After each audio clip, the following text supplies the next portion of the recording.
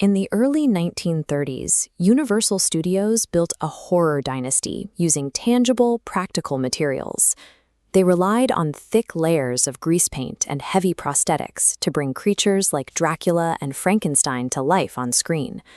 Following those massive box office returns, executive Carl Laemmle Jr. and director James Whale looked to adapt a radically different kind of thriller. They secured the rights to H.G. Wells' science fiction novel about a brilliant, invisible madman. But they immediately hit a roadblock: how to center a feature-length film on a lead character who is entirely absent from the screen. Creating a monster was a known science of sculpting masks. Terrifying an audience with absolute nothingness was an unprecedented conceptual problem the studio's makeup department couldn't solve with clay or spirit gum. Film production in 1933 was a crowded, physical process. Every frame was captured on chemical film through mechanical lenses, without the aid of modern digital tools or green screens. Horror star Boris Karloff was the studio's first choice for the lead, but he walked away over a salary dispute.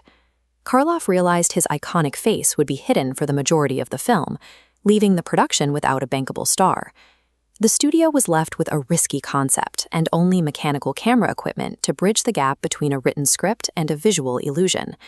The loss of their lead actor shifted the weight of the film from star power to mechanical ingenuity. Universal now had to rely on a camera to capture a performance that wasn't physically there. To fill the void, Universal cast Claude Rains, an unknown stage actor making his American debut. Because Rains' face would only appear in the final seconds of the film, he had to project the character's entire psychological presence through vocal resonance alone.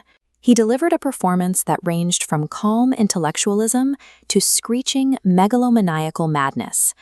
This intense vocal delivery made the invisible madman feel present and dangerous, commanding the space even when he was off-screen. Rains solved the psychological half of the problem, proving a disembodied voice could hold an audience in terror as effectively as any physical monster. While Rains provided the voice, special effects wizard John P. Fulton engineered the sight of nothingness. Fulton dressed Rains in a tight black velvet bodysuit beneath his normal clothes, filming him against an identical black velvet set. This erased the actor's body, leaving only clothing visible on the film strip. This negative space footage was chemically combined with background film. To finalize the illusion, technicians hand-corrected light leaks on every single frame using tiny paintbrushes, a grueling manual process, leaving no room for error. If an actor moved an inch out of place during filming, the composite lines wouldn't match, and the entire illusion would collapse.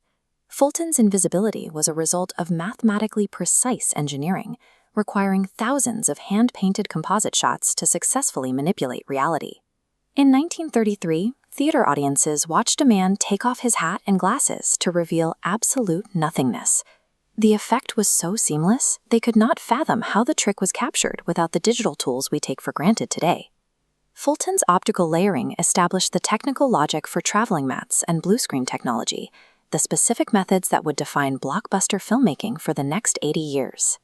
The Invisible Man remains a masterclass in physical filmmaking, proving that through imagination and technical grit, the most terrifying thing on screen is sometimes what you cannot see. This was brought to you by Stalls or Circle. Thank you for listening.